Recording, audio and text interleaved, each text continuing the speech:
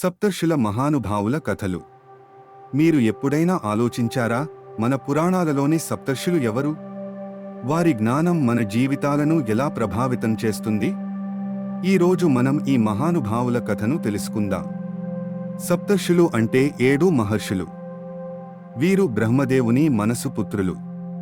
వీరు వేదాల రచనలో, ధర్మాన్ని కాపాడటంలో మరియు మనుష్యులకు మార్గదర్శకత్వం ఇవ్వడంలో కీలక పాత్ర పోషించారు. సప్తర్షులు అంటే అత్రి, భరద్వాజ, గౌతమ, జమదగ్ని, కశ్యప, వశిష్ఠ మరియు విశ్వామిత్ర. అత్రి మహర్షి తన భార్య అనసూయతో కలిసి తపస్సు చేసి బ్రహ్మ విద్యను పొందారు. అనసూయ తన పతివ్రత ధర్మంతో ప్రసిద్ధి చెందింది. ఒకసారి బ్రహ్మ, విష్ణు, మహేశ్వరులు అనసూయను పరీక్షించడానికి వచ్చారు.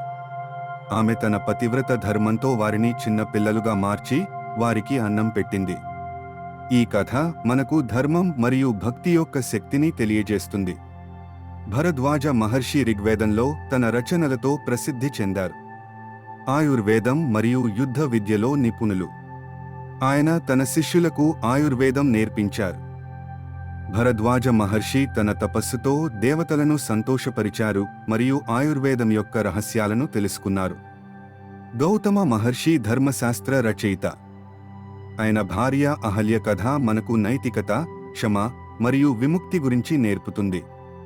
ఇంద్రుడు అహల్యను మోసం చేసి ఆమెను శాపగ్రస్తురాలిని చేశాడు. రాముడు ఆ శాపాన్ని తొలగించి ఆమెకు విముక్తి ఇచ్చాడు. ఈ కథ మనకు క్షమ మరియు ధర్మం యొక్క ప్రాముఖ్యతను తెలియజేస్తుంది. జమదగ్ని మహర్షి తన కుమారుడు పరశురాముని ద్వారా ప్రసిద్ధి చెందారు. పరశురాముడు క్షత్రియులపై తన కోపాన్ని చూపించాడు. జమదగ్ని మహర్షి తన తపస్సుతో అనేక శక్తులను పొందారు. ఆయన తన భార్య రేణుకను శాపగ్రస్తురాలిని చేసి ఆమెను విముక్తి చేశారు. కశ్యప మహర్షి అన్ని జీవరాశుల పితామహుడు. ఆయన వివిధ దేవతలు మరియు రాక్షసుల తండ్రి. కశ్యప మహర్షి తన తపస్సుతో అనేక శక్తులను పొందారు. ఆయన తన భార్యలు అదితి మరియు దితి ద్వారా దేవతలు మరియు రాక్షసులను జన్మనిచ్చారు. ఈ కథ మనకు సృష్టి యొక్క రహస్యాలను తెలియజేస్తుంది. వశిష్ఠ మహర్షి తన ధర్మ బోధనలతో ప్రసిద్ధి చెందారు. ఆయన రామాయణంలో రాముడికి గురువు. వశిష్ఠ మహర్షి తన తపస్సుతో అనేక శక్తులను పొందారు. ఆయన తన శిష్యులకు ధర్మం మరియు జ్ఞానం నేర్పించారు.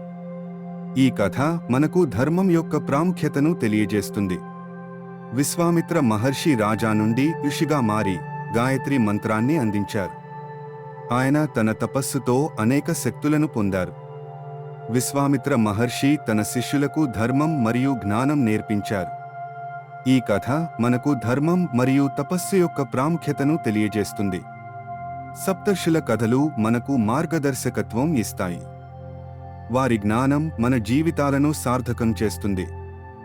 ఈ కథలు మీకు నచ్చితే లైక్ చేయండి, షేర్ చేయండి మరియు సబ్స్క్రైబ్ చేయండి.